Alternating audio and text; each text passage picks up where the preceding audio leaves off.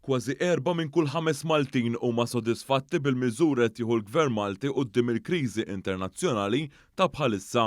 Dan ħareġ minn stħarriġ tal-Eurobarometru li sar bejn Ġunju u Lulju li għadda fl-eqqel tal-isfidi internazzjonali minħabba l-gwerra fl-Ukrajna u l-kriżi tal-enerġija li din ġabet magħha. Minn dan l-istħarriġ ħareġ li 78% tal-Maltin li pparteċipaw fl-istħarriġ wieġbu li huma sodisfatti bil-miżuri li ħa il-Gvern Malti. Is-sitwazzjoni fil-pajjiżi Ewropej l-oħrajn hija waħda differenti. Bil-medja Ewropea ta' kemm iċ-ċittadini huma sodisfatti bil-miżuri tal-Gvern ta' pajjiżhom tkun ta' 55%.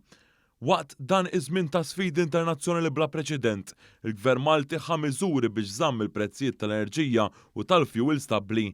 Il-Gvern qiegħed jilqa' għal piż ta' żieda qawwija fil-prezzijiet tal-enerġija. Bekk il-familji Maltin u Għawċin qed jiffrankaw mill-inqas €1,700 fis-sena f'kontijiet tad-dawl, gass u fuels. Minn dan l-istħarriġ tal-Eurobarometru ħareġ ukoll kif kważi 80% tal-Maltin qalu li s-sitwazzjoni ekonomika tal-pajjiż tinsab tajba. F'dan il-każ ir-rata ta' pajjiżna tisboq sew lil dik tal-medja tal-pajjiżi kollha tal-Unjoni Ewropea li hija ta' 34%.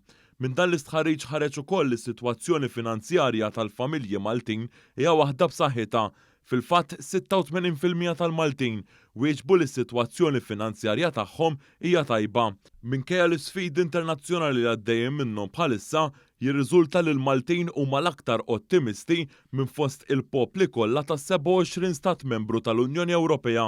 Kienu 46% tal-Maltin li ħaddu sehem fl-istħarriġ tal-Eurobarometru li wieġbu li jemmnu li se jkunu f'sitwazzjoni aħjar fi żmien sena. Dan l-istħarriġ jgħid ukoll li kważi 2/3 tal-Maltin jafdaw lill-Gvern Malti. Hawnhekk kien hemm żieda ta' 16% fil-Gvern meta mqabbel mal-istħarriġ tax-xitwa li għaddiet.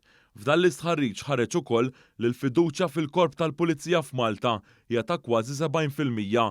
Hawnhekk kien hemm żieda 15% meta mqabbel mal-Eurobarometru tax-xitwa. Minn dan l-Eurobarometru għas-sajf ħareġ ukoll li l-fiduċja fil-ġustizzja f'Malta żdiedet bi 15% meta mqabbel max-xitwa li għaddiet. Jirriżulta wkoll li l-Maltin huma l-aktar mill-pajjiżi kollha fl-Unjoni Ewropea li qalu li l-affarijiet mexxin fid-direzzjoni tajba. 70% tal-Maltin li ħadu sehem fl-istħarriġ qalu li l-affarijiet jinsabu mexxin fid-direzzjoni tajba. Hawnhekk il-medja tal-pajjiż tal-Unjoni Ewropea hija ta' 27%. Minn dan l-Eurobarometru għas-sajf ħareġ ukoll li 88% tal-Maltin huma sodisfatti b'kif il-Gvern mexa waqt il-pandemija globali tal-COVID-19.